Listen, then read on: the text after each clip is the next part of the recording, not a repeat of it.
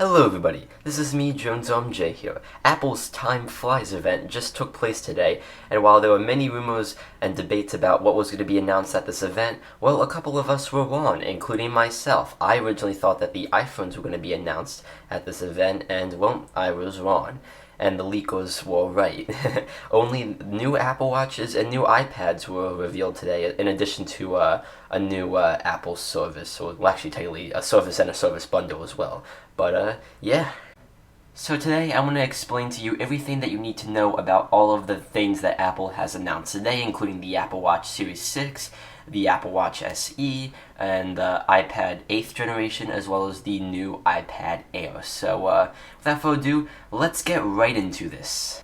And of course, as always guys, if you are new here or haven't already, please go ahead and click subscribe and ring the notification bell so you do not miss my next awesome video. I make all types of videos ranging from tech, gaming, architecture, and more, so please subscribe and ring the notification bell so you don't miss one of my next awesome videos. Thank you very much for 300 subscribers, by the way. Let's now get to our next goal of 400 subscribers, so yeah.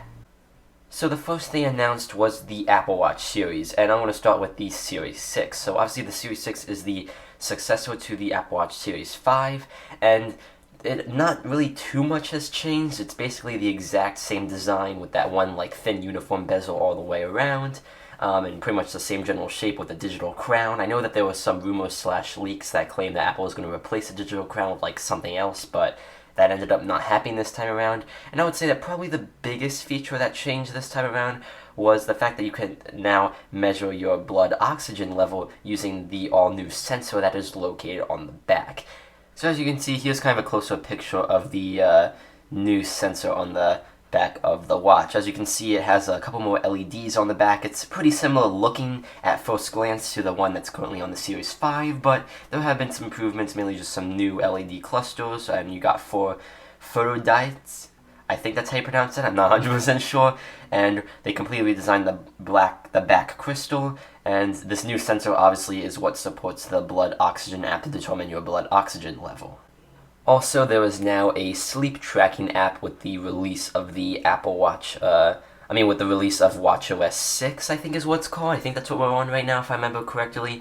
So yeah, unfortunately though, one of the things that I didn't really hear them talk about was much longer battery life, and the Apple Watch battery life is already pretty good, but I don't know if it's the kind of battery life I would say that you could leave your Apple Watch on all night and all day. I don't know. I mean, maybe the sleep tracking is extremely efficient, but that is one of the things I was kind of really hoping to hear was if Apple improved the battery life. And obviously you get the typical upgrades, like we have a new, I think S6 processor is what it's called, which Apple claims is obviously more powerful and more efficient, and also takes some cues from the A13 Bionic chip with the dual cores, I think, or something like that.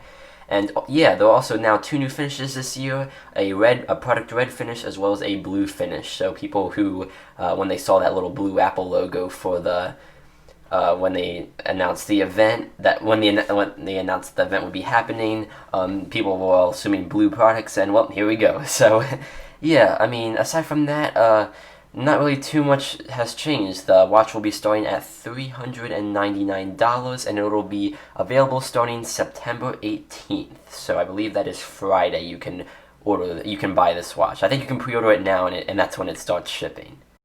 So next up we have the Apple Watch SE, which I was honestly kind of surprised. I was expecting it to feature the Apple Watch Series 3 design with the new internals, but we actually got the Apple Watch Series 4 design with the new internals, which I think is pretty nice. And obviously this watch doesn't come with all the features. Like, I don't think it comes with all the health sensors and stuff and the ECG that the Series 6 comes with, but it's also cheaper. This watch starts at $229, comes in the same 42 and 44 millimeter sizes, I think. Oh wait, no, 40 and 44 millimeter sizes, and yeah, overall I think it's a pretty good value though. Yeah, you won't have the always on display. I think it doesn't have the always on display. I don't think it has the doesn't have the always on display. I don't think it has the new health sensors and all that, but it does do basically everything that most people would want their watch to do for less than what the Series 6 costs. So overall, I think it is a pretty good value here. This one will also be available on September 18th as well. And one thing that I do find bizarre is that Apple is still going to be selling the Apple Watch Series 3, even with that Apple Watch SE. Now, you can save a little bit more money if you do the Series 3. I think it starts at $179, I want to say, or $179 or $199, something like that. But honestly, I think it's worth it to spend the extra, like 20 to 40 bucks to just get the SE, because the SE will give you the much nicer design.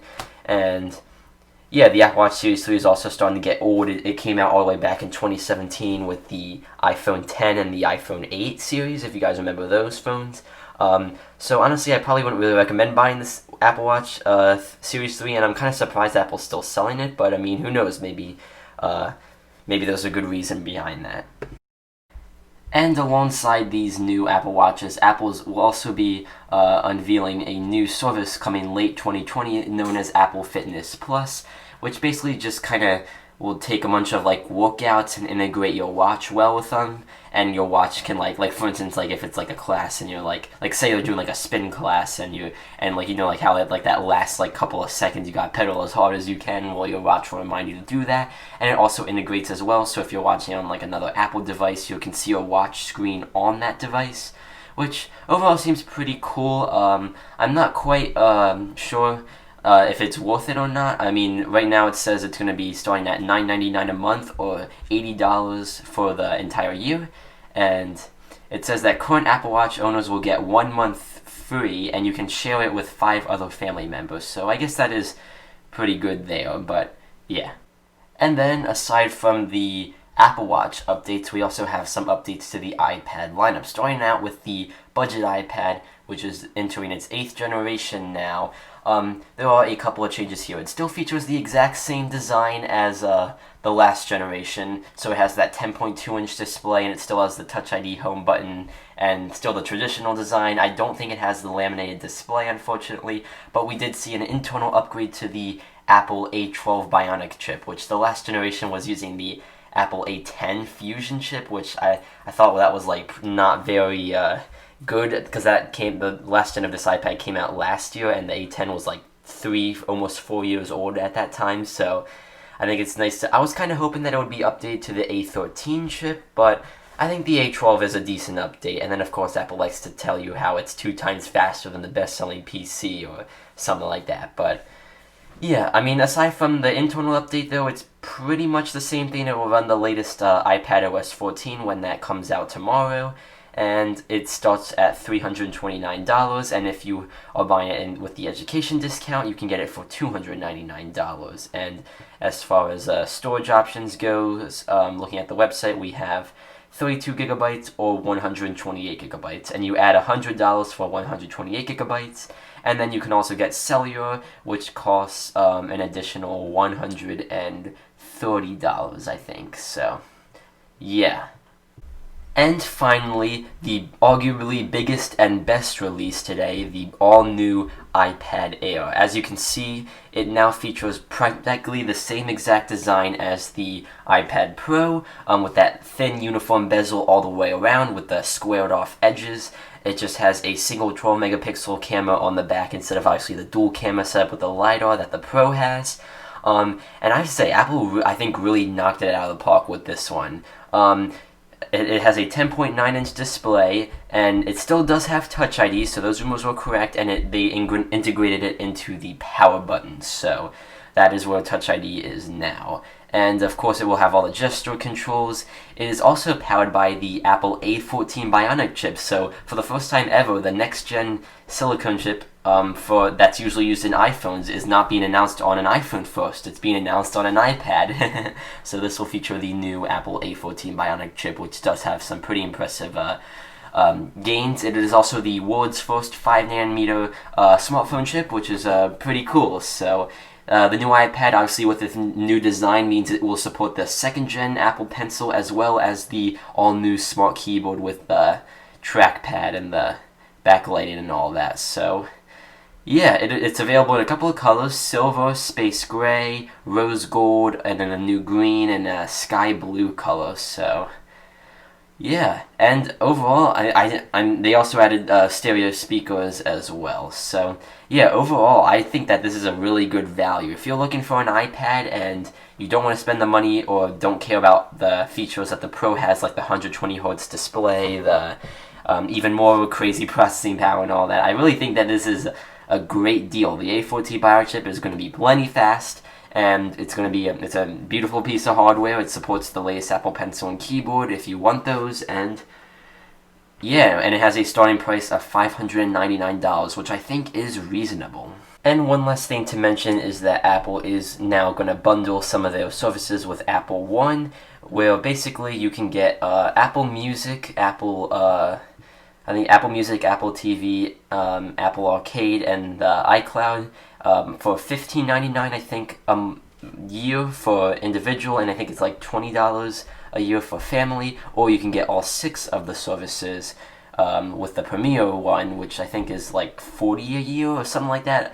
I don't know how those prices are compared to like other things, but I do like seeing that Apple is bundling those services because I think it is kind of crazy, especially with how new a lot of these are, to pay for them all individually. So yeah, guys, that basically just about wraps up the Apple event for today. I was a little bit disappointed to not see any iPhones at this event, but I guess the leakers were right. The iPhones will be coming, I guess, in October is what they're all saying, so we still have a couple more weeks left to make our final predictions of what's going to be coming out. So yeah, also as a side note, Apple did also say that iOS 14, iPadOS 14, and WatchOS 6, as well as the new TVOS, all those will be dropping tomorrow, so we'll be able to update. If you guys want me to make a video covering iOS 14, I will do so. Just let me know down in the comments below.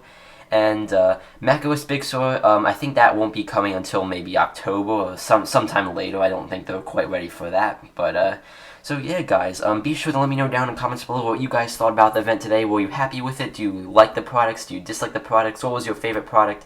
Do you wish they announced iPhones? Let me know all that good stuff down in the comments below. As always, guys, if you enjoyed this video, be sure to give it a like and subscribe so you don't miss my next awesome video. If you didn't like the video, I suppose the other button works just fine too.